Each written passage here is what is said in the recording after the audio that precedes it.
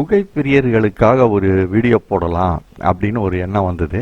சரி, அவங்க கடந்து வந்த பாதையில பார்த்திருக்கிற சிகரெட்டுகளை பத்தி எல்லாம் சொல்லலாம் அப்படின்னு நினைக்கும் போது என்னுடைய சொந்த அனுபவத்தையும் இதுல சேர்த்து சொல்லலாம் அப்படின்னு நினைக்கிறேன்.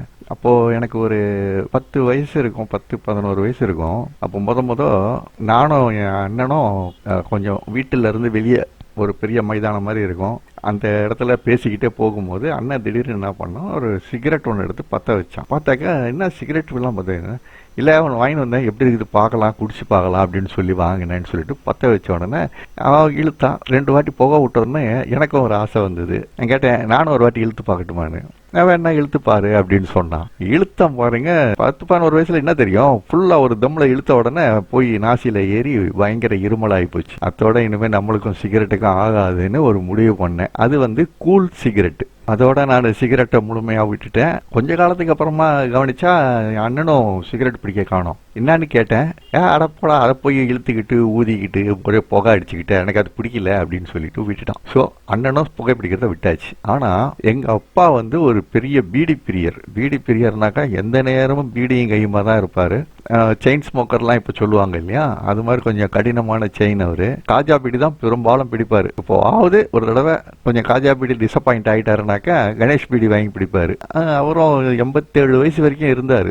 அதனால யாருக்கும் கேன்சர்லாம் வராது அப்படின்னு நான் சொல்லலை, அவருக்கு வரலை. 87 வயசு வரைக்கும் இருந்தார். அதுக்கப்புறம் வேற ஒரு வியாதியின் காரணமாக அவர் உடல் நலக்குறைவுனால இறந்துட்டாரு. அதில் இந்த சொக்கலால் பீடின்னு ஒன்று அந்த நேரம் வந்துட்டு இருந்தது. இந்த பீடியை பற்றி வரனால வரிசையாக பீடியை சொல்கிறேன். அந்த பீடியில் சொக்கலால் பீடி ரோட்டில் இந்த ஹோர்டிங் பேனர்லாம் வைப்பாங்க இல்லையா, இப்போ பேனர் வைக்கிறாங்க, அப்போ பெரிய பெரிய விளம்பரம் வைப்பாங்க. அதில் பாலு மகேந்திரா அந்த சொக்கலால் பீடி பிடிச்சிட்டு இருக்கிற மாதிரி ஒரு பெருசாக வரைஞ்சி போட்டிருந்தாங்க. இதை அந்த வழியாக போனவர் பாலு மகேந்திரா பார்த்துட்டு ஒரு பத்திரிகைக்கு பேட்டி கொடுக்கும்போது சொன்னார், எனக்கு ஒரு காண்ட விளம்பரத்தில் போட்டிருந்தா விட எனக்கு பொருத்தமாக இருக்கும், நான் பீடி பிடிக்கிற பழக்கமே இல்லாதவன், எனக்கு புகை பிடிக்கிற பழக்கம் கிடையாது அப்படின்னு சொல்லியிருந்தாரு. அந்த மாதிரி ஒரு சம்பவம். அதுக்கப்புறம் நானும் வளர்ந்து கல்லூரியில் ஜாயின் பண்ணுறேன். கல்லூரியில் சேர்ந்த உடனே கொஞ்சம் கொஞ்சமாக அந்த நட்பு வட்டாரங்கள் ஒன்று சேரும் இல்லையா, அதில் ஒரு 10 பேர் எனக்கு நட்பாக சேர்ந்தாங்க.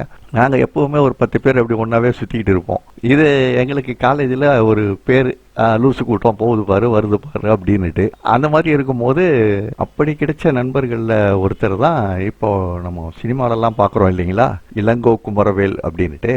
அவரு ஆரம்பத்தில் எங்களோட கூட்டமாக எங்கள் கூட்டத்தில் சுத்த மாட்டாருனாலும் எங்களோட நல்ல பழக்கம், நல்ல அரட்டை அடிப்பெல்லாம் நிறையா இருக்கும். அப்போ அவர் ஒரு நாள் என்ன பண்ணாரு, சிகரெட் பிடிச்சிக்கிட்டு இருந்தார். அவர் ஒரு சின்ன குரூப், ஒரு 5-6 பேர் சிகரெட் பிடிச்சிட்டு இருந்தாரு. அப்போ நான் நேராக போனேன், சிகரெட்டை வாயிலிருந்து எடுத்தேன். எடுத்த உடனே சரி நான் 2 பப்பு எடுக்க போறேன்னு நினச்சிக்கிட்டு அவர் ரொம்ப கூலாக பார்த்து சிரிச்சிட்டு இருந்தாரு. நான் அந்த சிகரெட்டை கீழே போட்டு நசுக்கிட்டேன்.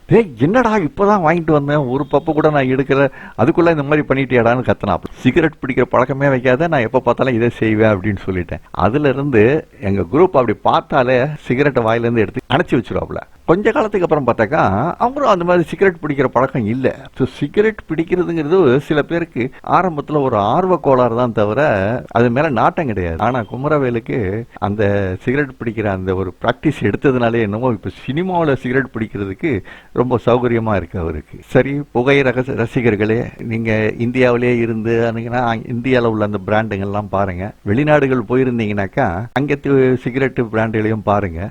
நான் சென்னையில் இருக்கிற வரைக்கும் 555 சிகரெட்னா ரொம்ப பெருமையா எல்லாரும் பேசுவாங்க. இதே நான் கல்ஃபுக்கு போயிருந்த அங்க இந்த 555 சிகரெட்டை தவிர மற்ற சிகரெட்டுகள்லாம் நிறைய வாங்குவாங்க, பார்த்துருக்கிறேன். ஆனா 555 சிகரெட் யாரும் பிடிக்க பார்க்கல. கேட்டாக்கா அதெல்லாம் ஒன்றும் பிரமாதமான சிகரெட் கிடையாது அப்படின்னு சொல்லி ரொம்ப அசால்ட்டா சொல்லிட்டாங்க. ஸோ சிகரெட் பிரியர்களுக்கான இந்த வீடியோ இது, பாருங்க. கட்டாயம் உங்க கமெண்ட்டுகளை சொல்லுங்க, சப்ஸ்கிரைப் பண்ணுங்க. அடுத்து ஒரு முக்கியமான ஒரு வீடியோ வர இருக்குது, அது ஒரு சஸ்பென்ஸா வைக்கிறேன். நான் சில ஆய்வுகள் செய்து தான் அந்த தகவலை உங்களுக்கு கொடுக்குறேன். பொய்யான தகவல் கொடுக்க கூடாது இல்லையா, அதனால பார்ப்போம் விரைவில்.